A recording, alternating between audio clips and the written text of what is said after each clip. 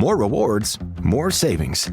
With American Express Business Gold, earn up to $395 back in annual statement credits on eligible purchases at select shipping, food delivery, and retail subscription merchants, including the $155 Walmart Plus monthly membership credit and $240 flexible business credit. Enjoy the benefits of membership with the Amex Business Gold Card. Terms apply. Learn more at americanexpress.com/business-gold. Amex Business Gold Card. Built for business by American Express. At Capella University, learning online doesn't mean learning alone. You'll get support from people who care about your success, like your enrollment specialist who gets to know you and the goals you'd like to achieve. You'll also get a designated academic coach who's with you throughout your entire program. Plus, career coaches are available to help you navigate your professional goals. A different future is closer than you think with Capella University. Learn more at capella.edu. The missing link between scientific journals and relationship counseling. The Last Show with David Cooper. How honest are you with your chatbot? Well, people are more likely to share their deepest secrets to machines when they are told those machines are human beings. It's a weird, fascinating, and a little bit uncomfortable finding, and I'm here with someone who researched just this. Let's get into it with Guy Laban, an assistant professor of industrial engineering at Ben-Gurion University. Guy, welcome to the program. Thank you. Thank you so much for inviting me. The driving question behind what you've been researching, figuring out how to make people more honest with chatbots. How did you set out to figure this out, or what were you trying to test? Well, the point was not particularly looking into what would make people more honest with chatbots, but it was more about to see what kind of design features or introductory features would make people feel a bit more comfortable about talking to these chatbots, and whether framing these as humans would make people act differently towards them. So for listeners who haven't read your paper, can you explain the experiment that you did kind of in simple terms? Of course. So what we tried to do is to get people to talk with two different chatbots.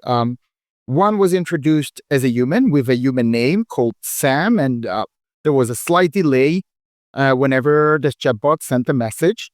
And then they were also talking to a chatbot called D12. This chatbot was obviously introduced as a chatbot and communicated in a very chatbot-y way. They were following the same sort of script, asking the same questions and responding in the same exact way. The only thing that was different was the way that they were introduced and this short delay I was talking about, and their name, of course. So we have Sam and we have super cyborg robot chatbot D12, okay? Mm-hmm. What's really interesting is that people seemed, and correct me if I'm wrong here, but people seemed to open up more even when they suspected that Sam was a bot and not a person. So, not surprisingly, this study was conducted pre-LLM times. It was just published now, but we worked on it with a very standard technology. And people suspected that they were talking to a bot. About 80% of our sample suspected it. Nevertheless, they still rated Sam as being more independent and being more social and competent. They also disclosed more information towards it, and even reported of feeling more comforted by Sam's communication. I don't like what this says about the social cues we just respond to automatically to make something seem human. Do you have anything to say about that? Like, I know you're an engineer, but can you speculate here? No, funnily, I'm not an engineer. Oh. I do work in engineering nowadays, but my PhD is in neuroscience and psych. Perfect. All right. You are qualified to weigh in on this. Excellent. Sort of, yeah. But can you weigh in? Like, what does this say about the social cues and how we respond to things automatically when we think something's a person? Yeah, so the thing is that this is the first encounter people have with this chatbot, right? And when they process all the available information, they respond accordingly. And the available information here is, I'm talking to a human. A human is probably social. Therefore, I should act in a social way. But the thing is that if we would ask those people to keep on chatting with this chatbot over time, we would probably see a decline in their communication and engagement. So this is just a very quick sort of cognitive processing effect that we are witnessing here. Just a name is powerful enough to shift like our emotional openness to be more comfortable. Is this something wired into us, you think? This is what we suspect. We see very similar effects with variety of different artificial agents or non-human agents where they are anthropomorphized or even just carry some sort of social signals in them. We tend to be a bit more social towards them. There's many theories that talk about that, and we see evidence from it in variety of different studies. So here we see a very similar sort of effect where the mere framing of the chatbot as a human was just enough to trigger this more social behavior towards it. So what was the nature of what people disclosed more? What if I was a participant in your experiment, what would I be more likely to say to a chatbot with the name Sam rather than a chatbot with the name D12? You know what? That's gonna suck, but I didn't look at what people said. I maintained their privacy. Well, that's very unlike the modern age with chatbots to maintain participant privacy, but I applaud you for it. Unfortunately, we are not allowed to. We were not allowed to, according to our IRB, or the ethics committee approval that we received at the time for this study. I do have other studies that we had the approval to look at what people said to robots and chatbots. Well, let's zoom into this because universities have to get their, the ethics of their studies approved, this, that, and the other. Most private corporations, especially here in North America where I live, they don't have to do that. You also mentioned your study was done before LLMs really got big, before ChatGPT got big. What do you think people could be using this kind of effect for now? You can genuinely trick someone pretty easily using LLMs that a robot is in fact a human. What sort of negative things could be done with this effect that we have?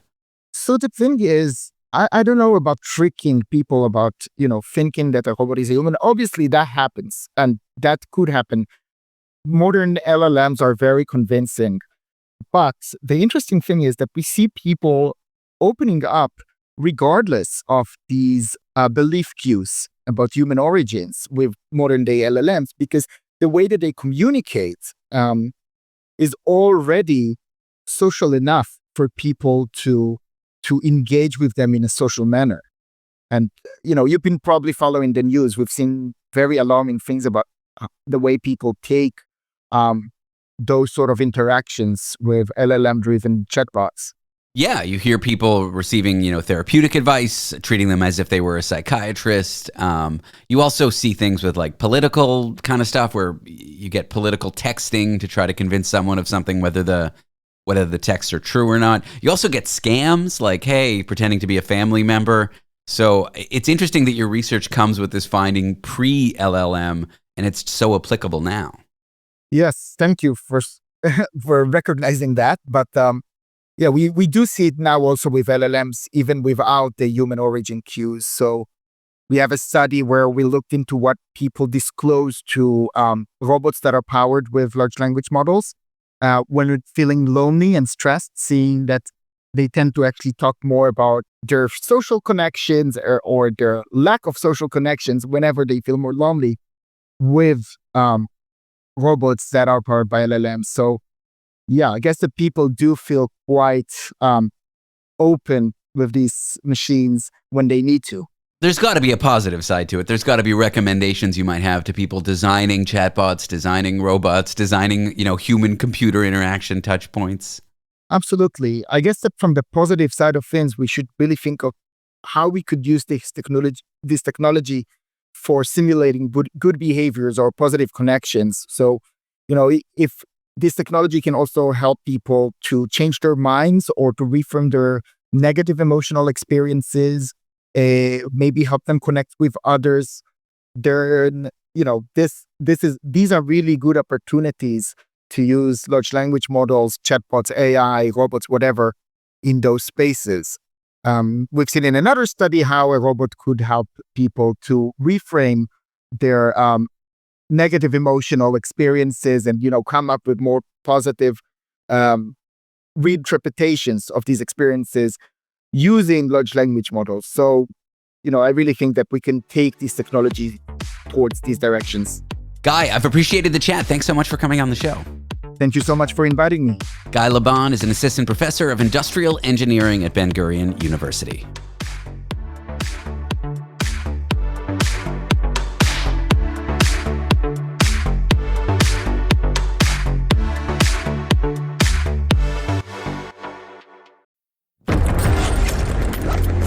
As a raider scavenging a derelict world, you settle into an underground settlement.